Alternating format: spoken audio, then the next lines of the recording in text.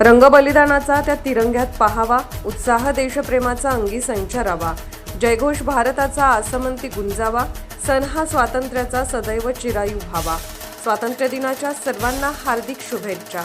शुभेच्छुक डॉ. सतीश पत्की, स्त्रीरोग तज्ज्ञ, प्रसूतीशास्त्र तज्ज्ञ, वंध्यत्व तज्ज्ञ, कोल्हापूर।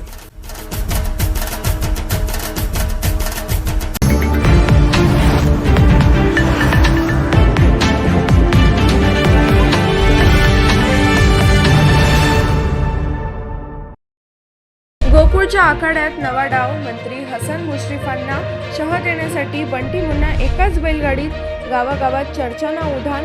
गोकुळपासून जिल्हा बँकपर्यंत सत्तेचे नवी गणिते। गोकुळ दूध संघाच्या पंचवार्षिक निवडणुकीची चाहूल लागताच जिल्ह्याच्या राजकारणात नव्या समीकरणांच्या चर्चांना उधाण आले आहे।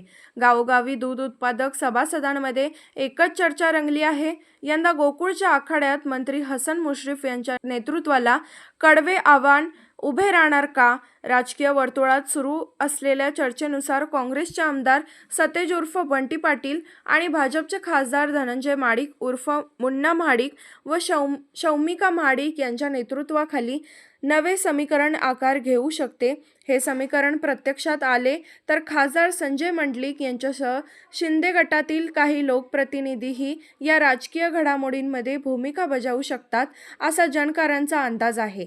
गोकुळची निवडणूक ही केवळ सहकारी संस्थेची निवडणूक नसून जिल्ह्यातील पुढील सहकार राजकारणाची दिशा ठरवणारी लढत मानली जात आहे। त्यामुळे गोकुळमधील निकालाचा परिणाम जिल्हा मध्यवर्ती सहकारी बँकेच्या राजकारणावरही होऊ शकतो, अशी चर्चा सुरू आहे।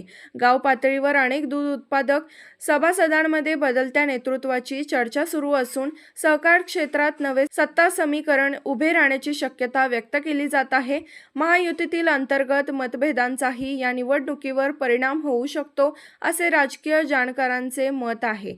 दरम्यान या सर्व चर्चांबाबत संबंधित नेत्यांकडून कोणतीही अधिकृत भूमिका जाहीर झालेली नाही। मात्र गोकुळच्या निवडणुकीचा बिगुल वाजताच जिल्ह्याच्या राजकारणातील वातावरण तापू लागले असून येत्या काही दिवसात सहकारच्या राजकारणात आणखी मोठ्या घडामोडी घडण्याची शक्यता व्यक्त केली जात आहे। कोल्हापूरहून दर्पण न्यूजसाठी अनिल पाटील। निर्भीड बेधडक बातमीसाठी दर्पण न्यूज चॅनलला लाईक करा, शेअर करा, सबस्क्राईब करा। मुख्य संपादक अभिजित रांजणे, दर्पण न्यूज।